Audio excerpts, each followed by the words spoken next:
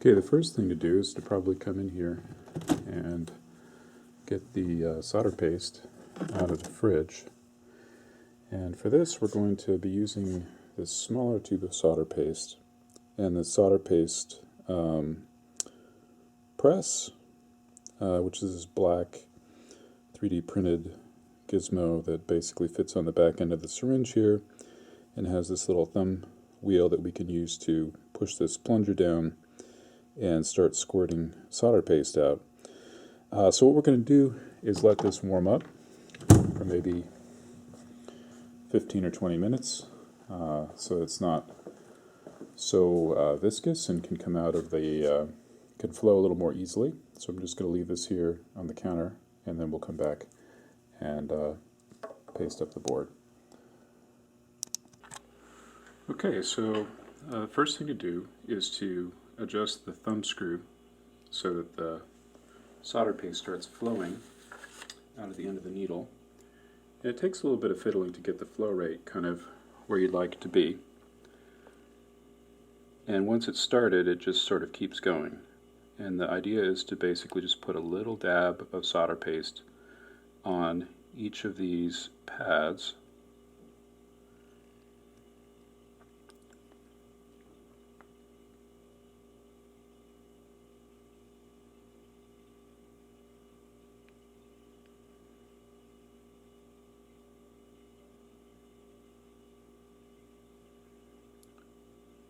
Doesn't take a whole lot.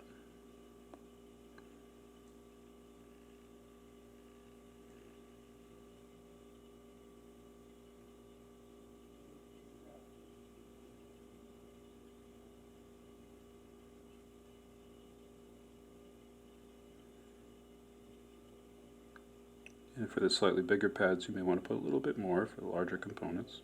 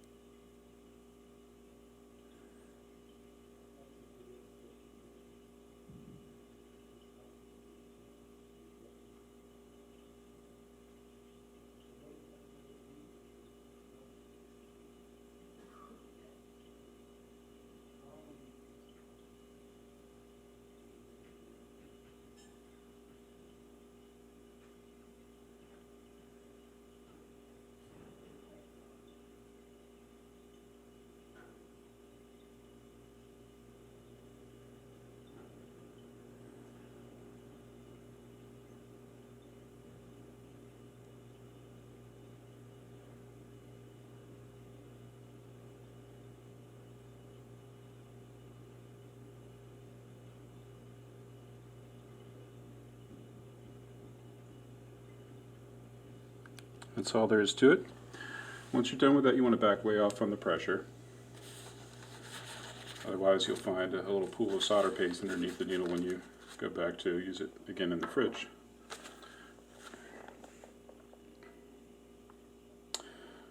Well, I may want a little bit more on this pad right here. And I think that should be good. You should use a paper towel to wipe the tip of the needle off. So we're done applying solder paste. And now it's time to get the components out.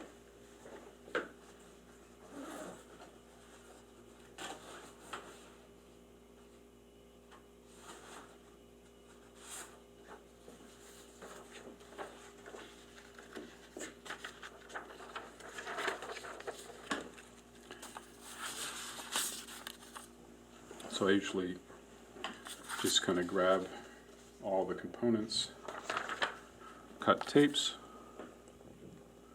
one at a time, and just apply them as I get them. So the first thing I pulled out is the 10 microfarad capacitor, and there are 2 of those. So what you do So you basically just bring the cut tape over, peel it back to get 2, dump those out, and then the 2 10 microfarad caps go right here.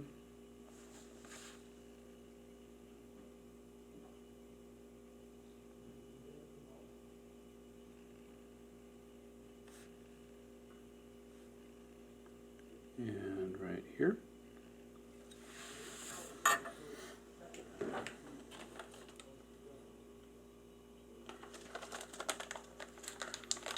Next thing I pulled out is the op amp, which is in a SOT 23.5 package.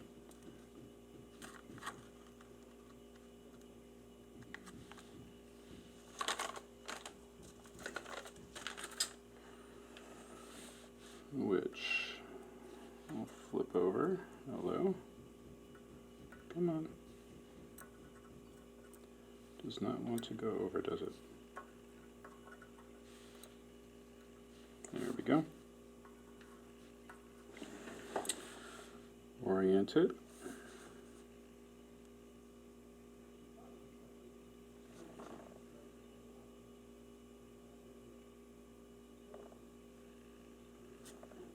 And put it down on the pads.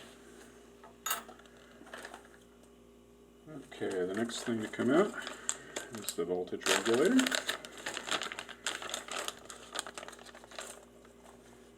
And that is in a SOT 23.3.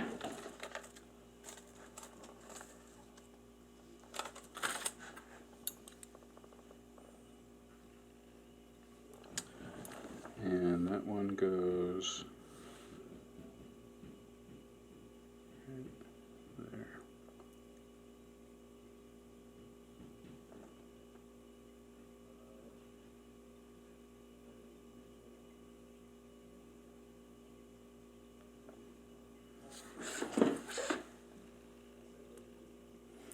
Looks pretty good. Sometimes you'll knock some of the other components out of the way. You just kind of move them back with the tweezers. Okay, what do we got next? Here we have the 0.1 microfarad caps, so there's 2 of those.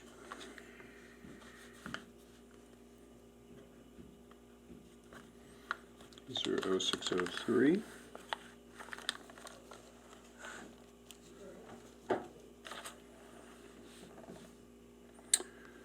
And they go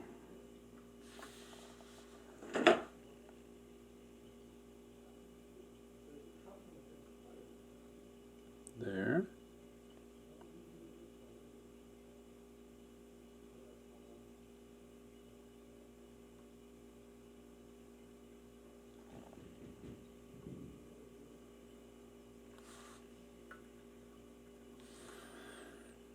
And there. Okay, the next thing we'll pull out is the 10 Mega Ohm Resistors. There are 2 of those.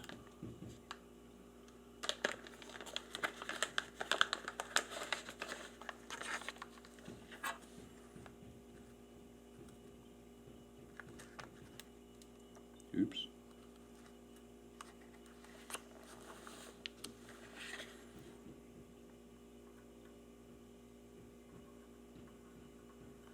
Our 0603.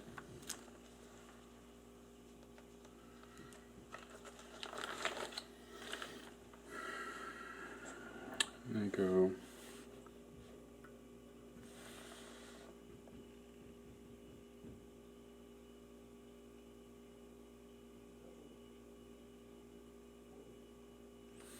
right next to each other.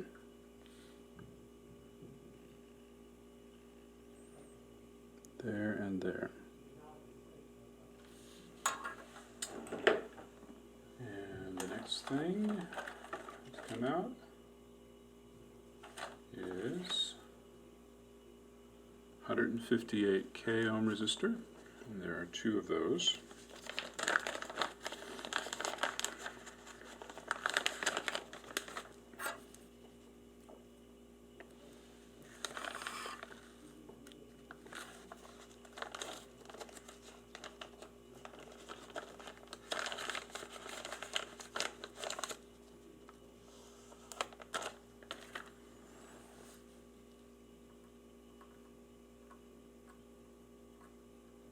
I'll flip those over.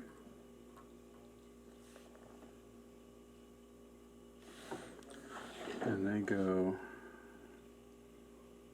right there.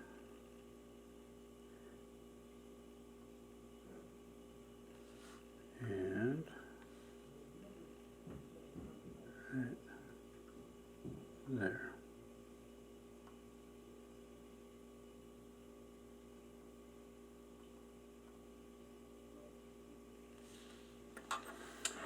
And then the last resistor that's not the LED is the 90.9K.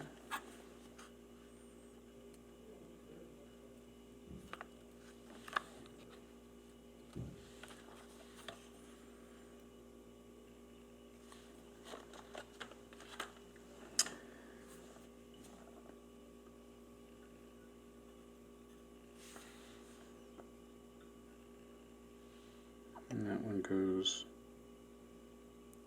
right there. Okay, so I'm going to use a green LED.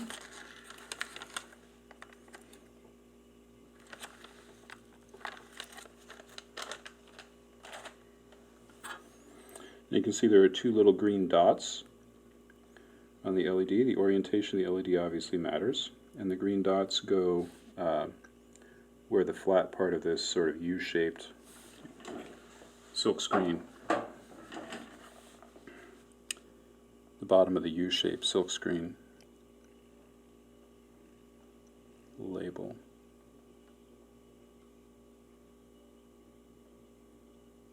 There's the LED.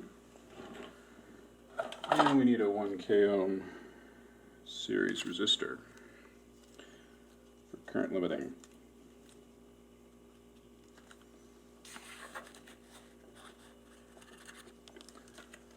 And there's the 1K resistor.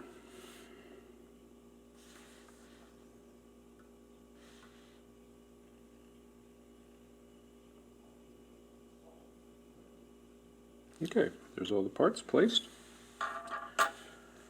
And the next phase is to fire up the oven.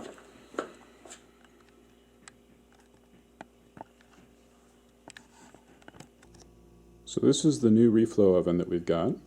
And the first thing to do for a board this small is to go inside, and if there isn't already sort of an old PCB that's sitting in here to serve as a carrier for the new one, what you would want to do is you'd want to find something to put the little printed circuit board on top of, and you can adjust these thumb wheels here, these little thumb screws, to adjust the width of these things to accommodate whatever board you happen to have, whether it be resting directly on here or sitting on top of a carrier board.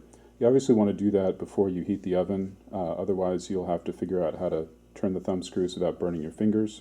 There are these little Kevlar gloves here to help you if you need to do that, but once you do that before you heat the oven, that's probably the best thing.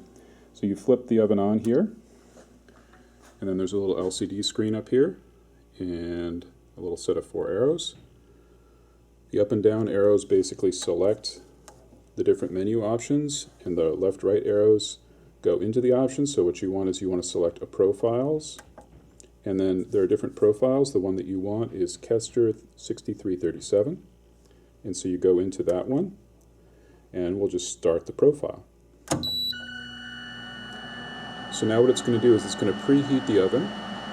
You can see the temperature is right there. The current temperature is 21 degrees. It's warming up to 150 C. So we're going to have to wait for it to get to 150 C. Take a while.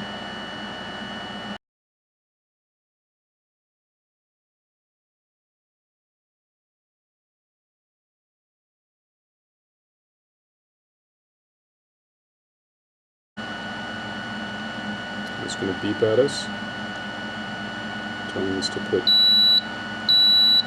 the PCB in the oven. So what we're going to do is open the oven, and probably best to grab the thing with tweezers, put it down there on the board, close the oven door. In the meantime, the temperature of the oven has cooled off a little bit, so it's going to go back up to 150°C. And then it will basically sit there at 150°C to preheat the board for about 2 minutes or so. Actually more like 3. And then what's going to happen is it's going to ramp the temperature up to higher temperature, 230°C, which is the temperature at which the solder will reflow. And that will last about, it'll be about maybe 60 or 70 seconds at the higher temperature, and then the boards will be done. It'll beep at you to open the oven door and let it cool, and so it's important not to go away, but to be here for that, so that you don't overheat your components. Okay, so that's counting down.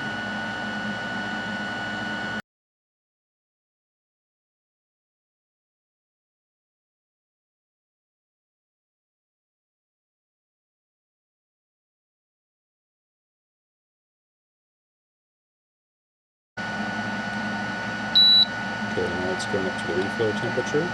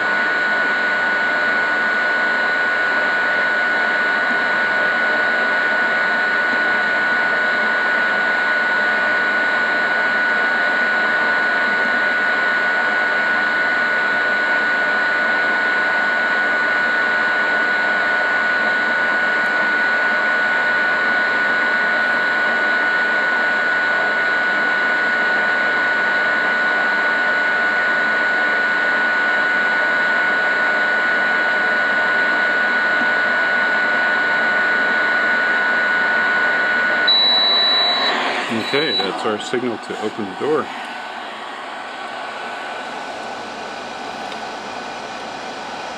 And then we're going to cool down.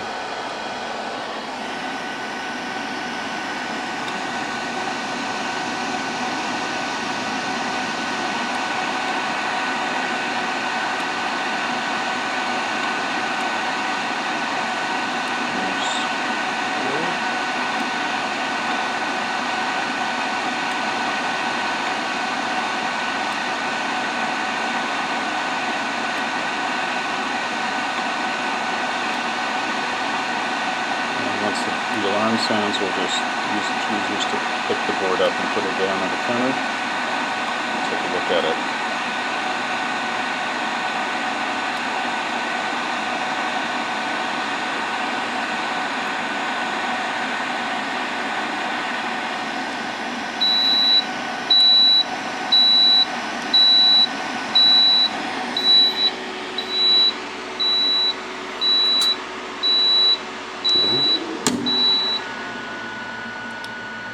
Now we'll just shut the oven off. We'll just flip the switch off. Let's just take a look at the board.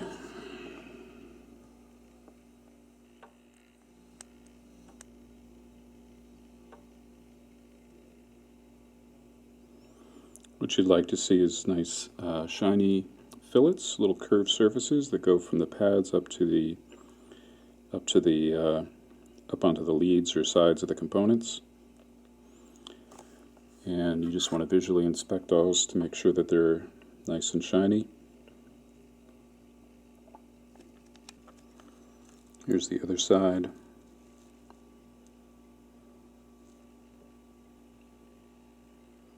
These look pretty good.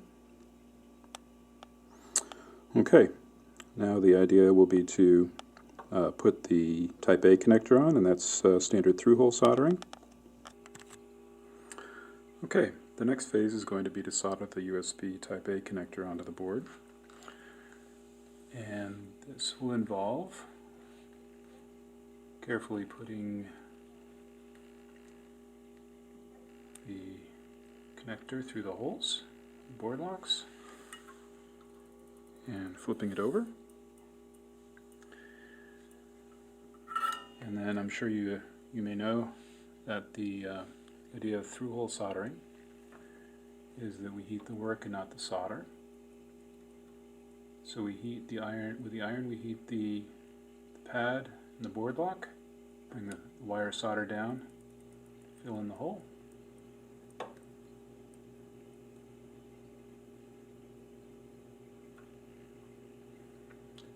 Go over the other one, do the same thing.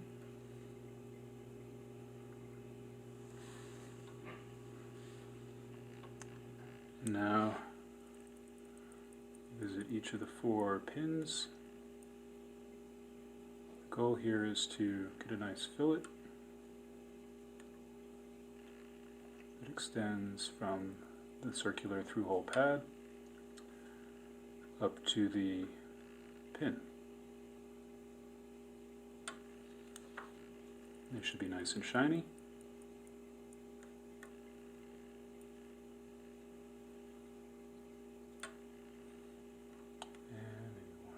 More on this board lock, and maybe over here too. Okay. And flip it over, and there you have it. Now the last thing to do is to see if it actually works. Okay, as they say, it's the moment of truth.